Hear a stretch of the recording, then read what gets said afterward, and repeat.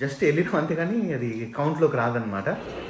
మనోళ్ళు college students అయితే మాత్రం ఎంత మంది ఉన్నారో చూడండి, అంత ఫుల్ రష్, అంత బయట ఫ్లైట్ లోకి ఎక్కే ర్యాంప్ ఉంటుంది చూసారు కదా, ఇప్పుడు దాన్ని కూడా వెనక్కి అయితే తీసుకొని వెళ్తున్నారు చూడండి. అండ్ ఇంకా నేను కూడా అయితే కొంచెం చలి పెడుతుంది, ఏసీ కొంచెం గట్టిగా వేసిండు, మరి బిజినెస్ క్లాస్ అని చెప్పేసి ఏమో.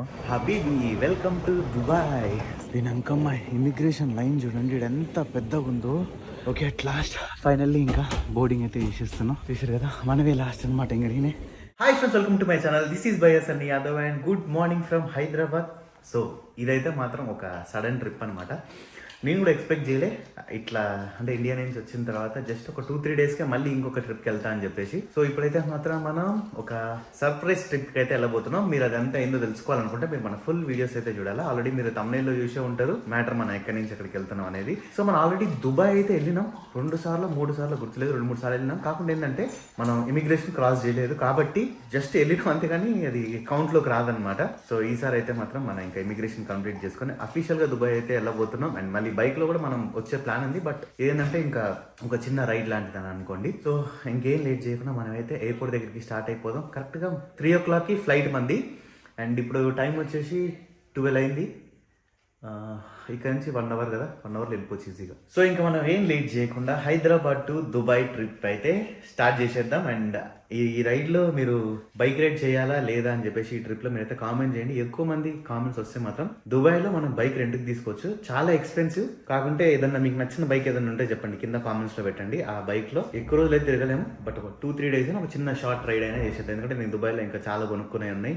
అండ్ మన రైడ్కి సంబంధించిన కొన్ని రైడింగ్ గేర్ కూడా కొనుక్కునేది. ఇంకేమంటే మనం వెళ్తూ మాట్లాడుకుందాం. మన సబ్స్క్రైబర్స్ అందరి కోసం నేనైతే ఒక ఎక్సైటింగ్ గివ్ అవేని తీసుకొని వచ్చిన. అదే iPhone 15 Pro Max give away. 2 ఫోన్లు అయితే మీకు ఇవ్వబోతున్నా. ఆ ప్రాసెస్ ఏందో మీరు తెలుసుకోవాలనుకుంటే ఫస్ట్ అయితే మీరు మన టెలిగ్రామ్ గ్రూప్ లో అండ్ వాట్సాప్ గ్రూప్ లో అయితే జాయిన్ అవ్వాలి. నేనైతే లింక్స్ కింద డిస్క్రిప్షన్ లో పెట్టేసిన. మీరు గివ్ అవేలో ఎట్లా పార్టిసిపేట్ చేయాలి అండ్ ఎట్లా విన్ అవ్వాలనేది అయితే మాత్రం మీరు మన టెలిగ్రామ్ గ్రూప్ లో జాయిన్ అయితే మీకు అర్థమవుతుంది. వెంటనే జాయిన్ అయిపోండి. ప్రాసెస్ ఏందనేది కూడా మొత్తం నేను మన గ్రూప్ లో ఎక్స్ప్లెయిన్ చేస్తా క్లియర్ గా, స్టెప్ బై స్టెప్ అనేది. లాస్ట్ టైం నేను గివ్ అవే పెట్టినప్పుడు మీరు చూసారు కదా ఎంత జెన్యూన్ గా అయితే ఇచ్చినో, సేమ్ ఈసారి కూడా అంతే జెన్యూన్ గా అయితే ఇవ్వబోతున్నా. చాలా ఈజీ ప్రాసెస్, తక్కువ మంది పార్టిసిపేట్ చేస్తారు. మీరు కూడా కొత్త iPhone 15 Pro Max అయితే గెలుచుకునే ఛాన్స్ అయితే ఉంది. సో ఇంకా వెంటనే లేట్ చేయకుండా ఇప్పుడే మన టెలిగ్రామ్ గ్రూప్ లో జాయిన్ అయిపోండి. అప్డేట్స్ అన్ని మీకు అక్కడ తెలుస్తాయి. ఇంక ఇప్పుడైతే నేను మన హైదరాబాద్ ఇంటర్నేషనల్ ఎయిర్పోర్ట్ డిపార్చర్స్ దగ్గర కూడా వచ్చేసిన. కార్ లోపలికి వెళ్తుంది చూడండి. సో ఇక్కడైతే ఎంత ట్రాఫిక్ అంటే అంత ట్రాఫిక్ ఉంది, అసలుకి ఎక్స్పెక్ట్ చేయనంత ట్రాఫిక్. అంటే నార్మల్గా ఆఫ్టర్నూన్ టైంలో ఇంత ఉండదు, బట్ ఏంటంటే యూఎస్కి స్టూడెంట్స్ చాలా మంది వెళ్తున్నారు, దానివల్ల అనుకుంటా ఇంత ఎక్కువ మంది జనాలు. అండ్ పోయే వాళ్ళకన్నా కూడా వాళ్ళని, అంటే ఒక్క మనిషి వెళ్తున్నారు అనుకోండి, వాళ్ళకి సెండ్ ఆఫ్ చెప్పడానికి ఒక 10 మంది 15 మంది దాకా వస్తున్నారు. అందుకని చెప్పేసి ఇంత ఎక్కువ ట్రాఫిక్ అసలుకైతే బయట, అంటే ఓన్లీ ఎయిర్పోర్ట్ ముందు. బట్ ఎయిర్పోర్ట్ లోపలైతే అంతేం లేదు. ఫైనల్లీ అమ్మయ్య, గంట సేపటి తర్వాత ఎయిర్పోర్ట్కి అయితే రీచ్ అయిపోయినా. మనోళ్ళు కాలేజ్ స్టూడెంట్స్ అయితే మాత్రం ఎంత మంది ఉన్నారో చూడండి, అంత ఫుల్ రష్, అంత బయట. నా దగ్గర ఉన్న బ్యాగ్ని అయితే ఇప్పుడు నేను బ్యాగేజ్ కౌంటర్లో అప్పచెప్పడానికి అయితే వచ్చిన. అండ్ ఇప్పుడు నేను నిలబడ్డ లైన్ ఉంది కదా, ఇది బిజినెస్ క్లాస్ది. అంటే బిజినెస్ క్లాస్ వాళ్ళకి సపరేట్ లైన్ ఉంటుంది అనమాట, పని ఈజీగా అయిపోతుంది. ఓకే, ఇప్పుడైతే నెక్స్ట్ ఇంకా ఇమిగ్రేషన్ కంప్లీట్ చేసేసుకొని వెళ్ళిపోవాలి. ఓకే, ఇక్కడ చూసారు కదా, ఇప్పుడు ఇదైతే సౌదీ అరేబియా వెళ్ళడానికి ఇక్కడ ఫ్లైట్ రెడీ ఉంది. అండ్ మన ఫ్లైట్ కాలేండి అది.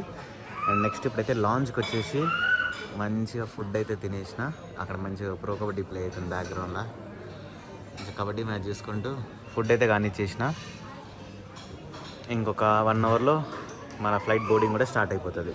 అండ్ అంతా మనకి ఇట్లా రాగానే ఒక మెనూ అయితే ఇచ్చారనమాట, బిజినెస్ క్లాస్ మెనూ. అండ్ చెప్పలే కదా మీకు, మనం బిజినెస్ క్లాస్లో ట్రావెల్ చేస్తున్నాం ఎప్పుడైతే. ఇదే అనమాట నేను మీకు చెప్పిన సర్ప్రైజ్.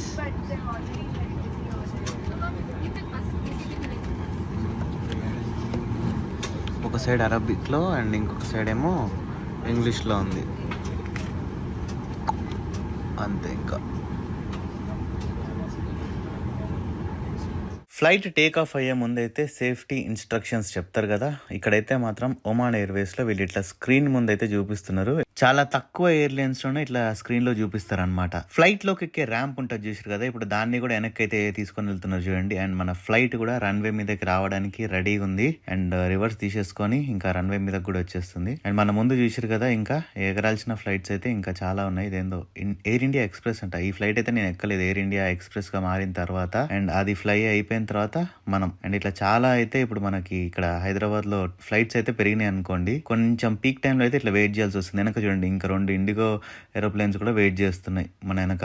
అండ్ మన ఫ్లైట్ని రన్వే మీదకి తీసుకొని వచ్చేసి రఫ్న 300 స్పీడ్ గుంజేసి ఇంకా మన పైలట్ అయితే గాల్లోకి లేపేసిండు. And bye to Hyderabad. మళ్ళీ మనం ఒక 2 వారాల తర్వాత అయితే కలుసుకుందాం. అండ్ పైనుంచి చూస్తే చూడండి వ్యూ 6-7 ఏరోప్లేన్లు కనిపిస్తున్నాయి చిన్నయన్ని. మధ్యలో ఫ్లైట్ ల్యాండ్ అయిన తర్వాత ఒక దగ్గర లొకేషన్ చూడండి ఇట్లా తెల్లగా వచ్చేసింది అంతా. నాకు ఇదేందో ఒకసారి సైడ్కి ఇట్లా చూడగానే వెరైటీగా అనిపించింది. అందుకని ఇంకా ఫోన్ విండో దగ్గర తీసుకొని వెళ్ళి షూట్ చేస్తున్నా. కింద ఊర్లు కూడా కనిపిస్తున్నాయి అక్కడక్కడ. ఏదో కొంచెం పెద్ద ఊరే అట్టుంది ఇది. బిల్డింగ్లు అన్నీ ఎక్కువ కనిపిస్తున్నాయి. బట్ కొంచెం సేపట్లోనే ఇట్లా మొత్తం తెల్లగా మారిపోయింది వెదర్ అంతా. ఇంకా కొంచెం ముందుకు వచ్చినా లేదో సూర్యుడు చూడండి ఎర్రగా ఎట్లా కనిపిస్తుందో వెరైటీగా. ఈ స్క్రీన్ పైన అంటే ఈ కిటికీ పైన బయట మొత్తం దుమ్ము ఉంది, ఇంకా క్లీన్ చేయలేదు వీళ్ళెవరో. అండ్ అంతే నేను ఇంకా మంచిగా హెడ్ ఫోన్స్ పెట్టుకొని మూవీస్ సాంగ్స్ అయితే ఎంజాయ్ చేస్తున్నా. మనకి లోపలికి రాగానే ఒక బ్లాంకెట్ అయితే ఇచ్చేది చూడండి. ఇవ్వండి ఒమాన్ ఎయిర్వేస్ అని చెప్పేసి బ్లాంకెట్ ఉంది కదా. ఇక్కడ బిజినెస్ క్లాస్ మాత్రం ఒమాన్ ఎయిర్వేస్ లో చాలా బాగుంది. అంటే మనకు ఒక వాటర్ బాటిల్ కూడా ఇచ్చేసారు, దాని మీద కూడా ఒమాన్ ఎయిర్ అని చెప్పి రాసేసింది. అండ్ నేను కూర్చున్న సీట్ కి పక్కనే సీట్ కంట్రోల్స్ కూడా ఉన్నాయన్నమాట. మంచిగా ఇవ్వండి సీట్ కదులుతుంది చూసారు కదా మీరు. ఇప్పుడు నేను సీట్ బటన్ ముందుకి వెనక్కి అనేటప్పుడు నా కాళ్ళ దగ్గర చూడండి. సో పడుకోవడానికి అయితే మాత్రం కంఫర్ట్ ఉంది, బెస్ట్ వర్త్ అనే చెప్పొచ్చు. ఎందుకంటే నేను 2 times మారుతున్నా కదా ఫ్లైట్ ఇక్కడ నుంచి మస్కట్ కి. అండ్ అంతే మస్కట్ నుంచి దుబాయ్ కి నేనే ఒక 2 సార్లు అట్లా బిజినెస్ క్లాస్ ఎంజాయ్ చేయొచ్చు అని చెప్పేసి కావాలని చెప్పి నేనే అట్లా బుక్ చేసిన అనమాట. జస్ట్ ఒక 5,000 ఎక్స్ట్రా అయింది ఇంతే. అండ్ ఇంకోటి నేనైతే ఒక మూవీ చూస్తున్నా మంచిగా. హెడ్ ఫోన్స్ అక్కడ పెట్టేసేయాలి కింద. ఈ హెడ్ ఫోన్స్ ఈ బొక్క ఎతకడానికి నాకు చాలా టైం పట్టింది. నార్మల్ గా మనం ఎమిరేట్స్ లో అయితే వేరే దగ్గర ఉంటుంది, నేను అట్లా ఎతుకుతున్నా. ఇట్లా చూసేసరికి నాకు ఇక్కడ కొంచెం వెరైటీగా అనిపించింది. అంతే అక్కడ స్క్రీన్ ని మనం స్క్రీన్ దగ్గర దాకా వెళ్ళి ఆపరేట్ చేయకుండా మనకి ఇక్కడే కింద ఇట్లా పైకి లేపితే ఒక రిమోట్ ఉంది. అండ్ ఈ రిమోట్ లో నుంచి కూడా మనం అయితే మూవీస్ ని అన్నిటిని ఆపరేట్ చేయొచ్చు. ఇదేందో మరి నేను నొక్కుతున్నా కరెక్టే పనిచేసింది. ఇప్పటిదాకా పనిచేయలేదు. నేను ఫ్లాష్ సినిమా అయితే పెట్టుకొని చూస్తున్నా. ఈ రిమోట్ మాత్రం కొంచెం ల్యాగ్ ఉంది. ఒకసారి నొక్కిన ఒక 2 seconds 3 seconds తర్వాత పనిచేస్తుంది. ఇంకా నేను కూడా అయితే కొంచెం చలి పెడుతుంది. ఏసీ కొంచెం గట్టిగా వేసిండు మరి బిజినెస్ క్లాస్ అని చెప్పేసి ఏమో. మంచిగా బ్లాంకెట్ అట్లా కప్పుకొని మంచిగా మూవీ అయితే ఎంజాయ్ చేద్దాం అని చెప్పేసి ఇక బ్లాంకెట్ కప్పుతున్నా. మన ఫ్లైట్ ఇప్పటికీ టేక్ ఆఫ్ అయిపోయి అయితే 1 గంట సేపు కూడా అయిపోయింది. ఇంకా నేనైతే ఫుడ్ ఎప్పుడు వస్తుందా అని చెప్పేసి అయితే వెయిట్ చేస్తున్నా. ఎందుకంటే నాకైతే ఫుల్ ఆకలేస్తుంది అసలుకి. ఆల్రెడీ నేను వచ్చేటప్పుడు లాంచ్కి వెళ్ళి తినేసి వచ్చిన, అయినా కూడా ఏందో తెలియదు కానీ ఈ రోజు మాత్రం ఫుల్ ఆకలేస్తుంది. ఈ బిజినెస్ క్లాస్ లో వచ్చేసి మొత్తం ఒక 16 సీట్లు అయితే ఉన్నాయి. ఇంకోటి ఫుడ్ తీసుకొని వస్తున్నారు. నేను ముందుకు ట్రై చేయగానే వాళ్ళు వచ్చేసి ఇక్కడ క్లాత్ వేసారు అనమాట ముందు, ఎందుకంటే తినేటప్పుడు దాని మీద ఏం పడద్దని చెప్పేసి. అండ్ ఫుడ్ లో కూడా చూడండి మనకైతే రైస్, చికెన్ అండ్ అంతే కొన్ని salads, bread, water, spoons and forks అయితే ఇచ్చారు. ఇదైతే మాత్రం ఫుడ్ నేను ఇప్పుడు మీకు తిన్న తర్వాత చెప్తా టేస్ట్ ఎట్లుంది ఏందనేది కథ. ఇగోండి ఒక వైట్ దాంట్లో చూడండి 2 ఫోర్క్లు, ఒక నైఫ్, ఒక స్పూన్ అయితే ఇచ్చేసారు. అండ్ ఆ క్లాత్ కూడా నేను నా మీద వేసేసుకుంటున్నాను, ఎందుకంటే ఆ బ్లాంకెట్ మీద అండ్ నా మీద ఏం పడకుండా ఉండడానికి. అండ్ ఇప్పుడైతే నోట్లో పెట్టుకుని తిని చెప్తాను మీకు ఎట్లుందో. చికెన్ ముక్క అండ్ కొంచెం రైస్ అయితే పెట్టుకున్నా.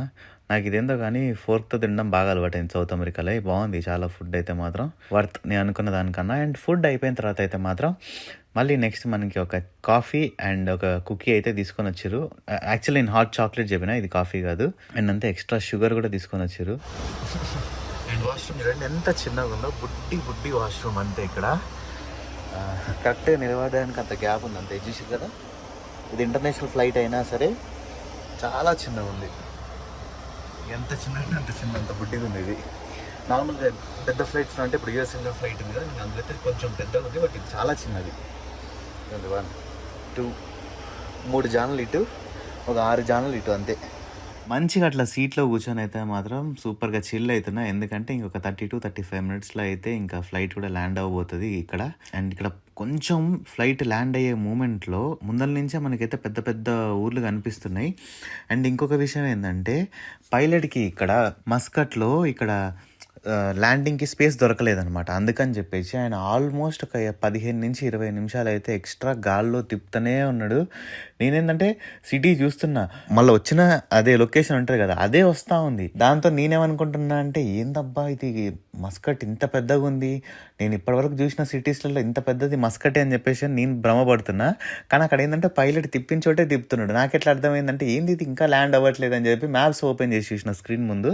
అప్పుడు తెలిసింది నాకు ఇది, ఓహో మనోడు ఇందాక నుంచి ఇక్కడే తిప్పుతున్నాడని. ఓకే ఫైనలీ మనమైతే ఇంకా ఇక్కడ ప్రస్తుతానికైతే మస్కట్లో ల్యాండ్ అయినాం ఒమాన్లో. సో నేను ఏంటంటే డైరెక్ట్ ఫ్లైట్ బుక్ చేయలే అనమాట. ఎట్లా బుక్ చేసిన అంటే ఒమన్ మస్కట్లో వచ్చి మస్కట్లో 1.5 hour లేఓవర్. బట్ ఫ్లైట్ ఒక గంట డిలే అయింది కాబట్టి ఇప్పుడు జస్ట్ మనకు 30 minutes మాత్రమే ఉంది కనెక్టింగ్ ఫ్లైట్కి. అండ్ మళ్ళీ సేమ్ అంతే బిజినెస్ క్లాస్, అది కూడా ఇక్కడి నుంచి జస్ట్ ఒక 1 hour అంతే. మన ఫ్లైట్ అయితే ఇప్పుడు వీళ్ళు ఫైనల్ కాల్ అని చెప్పేసి అరుస్తున్నారు. అండ్ ఎయిర్పోర్ట్ కూడా చాలా బాగుంది. నార్మల్గా నేను వేసిన దాని ప్లాన్ ప్రకారం ఏంటంటే 1.5 hour టైం ఉంటుంది కదా, కొంచెం ఎయిర్పోర్ట్లో అటు ఇటు తిరిగి మీకు అలా చూపిద్దాం అనుకున్నా, కానీ ఫ్లైట్ డిలే అవ్వడం వల్ల అంతా బిస్కెట్ అయిపోయింది. అమ్మయ్య వచ్చేసినలేండి. వెనకమ్మ ఇక్కడేదో స్పోకింగ్ లాంచ్ అంట. ఓకే, అట్ లాస్ట్ ఫైనల్లీ ఇంకా బోర్డింగ్ అయితే చేసేస్తున్నాం.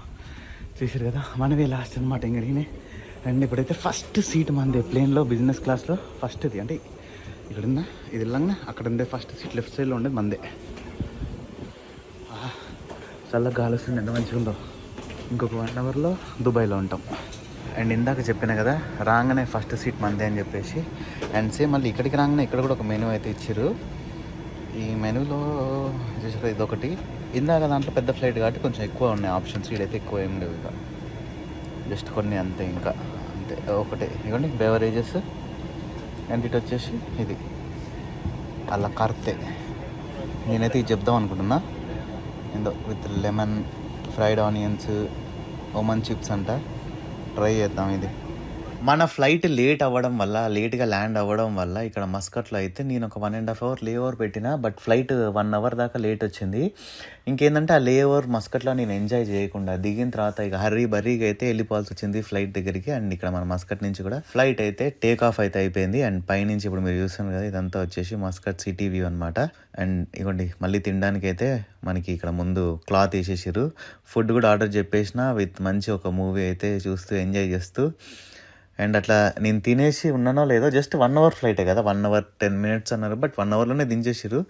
అండ్ అట్లా చూస్తున్నానో లేదో, ఇంకా అట్లా నిద్రపోదా అని అనుకున్నానో లేదో, ఇంకా దుబాయ్ అయితే వచ్చేసింది అనమాట. Habibi welcome to Dubai.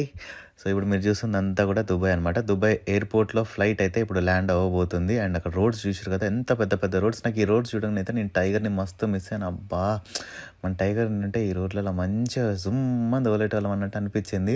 నాకు ఎక్కడైనా ఇట్లాంటి ఒక పెద్ద పెద్ద రోడ్లు చూసినప్పుడైనా, బిల్డింగ్స్ చూసినప్పుడైనా, ఇట్లా మంచి లొకేషన్లో చూసినప్పుడైనా మెయిన్గా మన టైగర్ ఉంటే బాగుండు, సూపర్ ఉండు అనిపిస్తుంది. ఆ మధ్యలోంచి అయినా అక్కడి నుంచి ఇలా రైడ్ చేస్తుంటే ఆ ఫీల్ సూపర్ ఉంటుంది కదా. ఇంకా ఫ్లైట్ దుబాయ్లో కూడా సక్సెస్ఫుల్లీ ల్యాండ్ అయిపోయింది. Habibi welcome to Dubai. So మనం దుబాయ్ రావడానికి ఇది 3వసారి. ఇందాక ఫ్లైట్లో వచ్చేటప్పుడు నేను కూర్చొని క్యాలిక్యులేట్ చేసుకుంటా ఉన్నా. అండ్ ఫైనల్లీ ఇమిగ్రేషన్ క్రాస్ చేసుకుని అయితే వెళ్ళబోతున్నాం. ఇంకా ఫస్ట్ ఏందబ్బా వచ్చి 3 రోజులు అయింది, అప్పుడే మర్చిపోయినా. అండ్ ఇమిగ్రేషన్ క్రాస్ చేసినాక బ్యాగేజ్ తీసుకున్న తర్వాత కస్టమ్స్ క్లియర్ చేసుకొని ఇంకైతే వెళ్ళిపోవడమే. బ్యాగేజ్ బెల్ట్ తర్వాత దిగినాక ఎత్తుకొచ్చేయండి.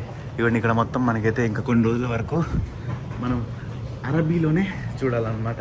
అండ్ మీరైతే మాత్రం మర్చిపోకుండా కింద కామెంట్ చేయండి, మీకు ఇక్కడ నేను రైడ్ చేసి చూపించాలి అంటే బైక్ రెంట్కి తీసుకున్నా రైడ్ చేస్తా.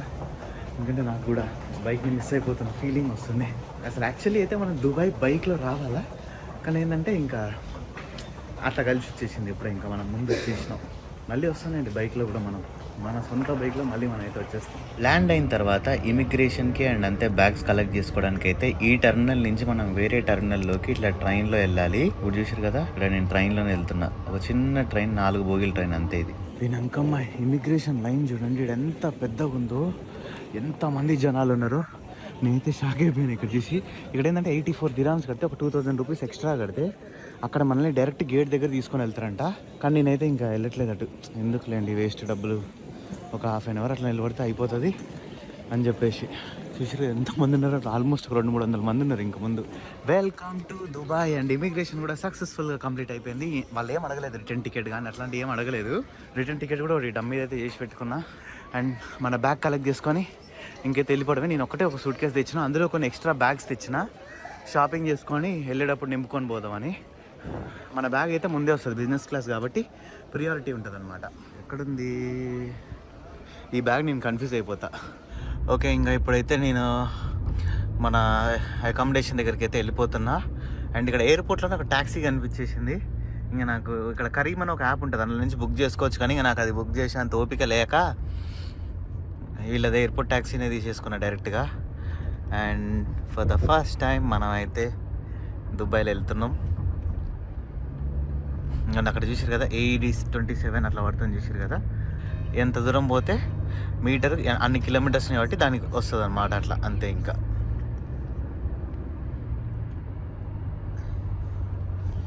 ఇక్కడ కూడా చూడండి, అయితే పక్కనే ఎయిర్పోర్ట్ పక్కనే పెద్ద హోటల్ ఉంది. ఎయిర్పోర్ట్లో దిగిన తర్వాత అయితే ఇంకా నేను గవర్నమెంట్ ట్యాక్సీలో రూమ్ దగ్గరికి అయితే వెళ్ళిపోతున్నా.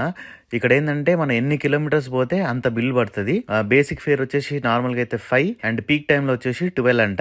సో నాకైతే రూమ్ దగ్గర దాకా వచ్చినందుకు అప్రాక్సిమేట్లీ ఒక 1200-1300 పడ్డది. ఇప్పుడైతే రూమ్కి చెక్ ఇన్ చేసేస్తున్నా. ఈ హోటల్ గురించి ఏంది అనేది అయితే మాత్రం నేను మీకు నెక్స్ట్ వీడియోలో క్లియర్గా చూపిస్తా. సూపర్, ఒక స్పెషల్ హోటల్ అనమాట ఇదైతే దుబాయ్లో. అండ్ అక్కడ చెక్ ఇన్కి అయితే మాత్రం నాకు ఆల్మోస్ట్ ఒక గంట సేపు అయితే టైం పట్టింది. ఒక చిన్న ప్రాబ్లం అయితే అయింది మేక్ మై ట్రిప్ వాళ్ళతోని. నేను ఒక రూమ్ బుక్ చేస్తే వాళ్ళు ఏంటంటే నాకు ఇక్కడ ఇంకొక రూమ్ ఇస్తా అని చెప్పేసి అంటున్నారు. నేను డబ్బులు కట్టింది మాత్రం ఆ రూమ్కి. మేక్ మై ట్రిప్ లో కాంటాక్ట్ అవుదామంటే నాకు ఇక్కడ మేక్ మై ట్రిప్ అయితే ఏం పని చేయట్లేదు. ఓకే, ఇంకా నేను హోటల్కి వెళ్ళేసి చెక్ ఇన్ చేసేసుకొని బయటికి అయితే వచ్చిన అనమాట తినడానికి అని చెప్పి. ఫుల్ ఆకలి మీద ఉండి మన ఇండియన్ రెస్టారెంట్కి అయితే వచ్చిన. ఫుల్ కడుపు నిండా తినేసిన. అందులో నాకు గుండె పగిలిపోయేలాగా బిల్ అయితే వేసిరు. అందులో నాకు బాగా బాధ పెట్టింది ఏంటంటే ఈ వాటర్ బాటిల్ 900 వేసిండు ఈ వాటర్ బాటిల్ కి బిల్లు. మీకు డే 1 వీడియో అయితే నచ్చిందని అనుకుంటున్నా. వీడియో కానీ మీకు నచ్చినట్టయితే లైక్, షేర్ అండ్ సబ్స్క్రైబ్ చేయడం మర్చిపోకండి. This is by Sunny Yadav and see in the next vlog.